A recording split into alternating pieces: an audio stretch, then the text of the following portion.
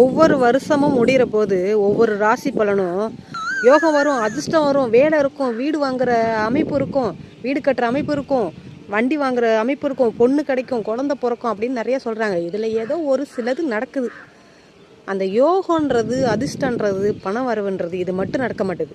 சோதனைகள் வரும், கஷ்டம் வரும், உடல்நிலை சரியில்லாமல் போகும், பெரிய அளவில் உடம்பு ரொம்ப வீக்காகும், அப்படி இதெல்லாம் நடக்குது தான். இதெல்லாம் கரெக்டாக இருக்குது. பணம் வரவு மட்டும் இந்த ராசி பலனில் பொய்யா இருக்குது.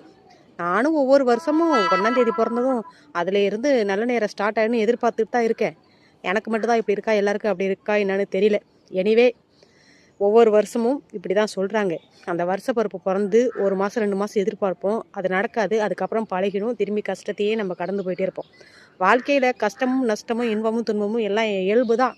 எப்படி சந்தோஷத்தை எதிர்பார்த்து அந்த சந்தோஷம் வரும்போது என்ஜாய் பண்ணுறோமோ, அப்படியே கஷ்டம் வரப்போதும் என்ஜாய் பண்ணி அதை நகர்த்தி விட்டுட்டு போயிட்டே இருங்க.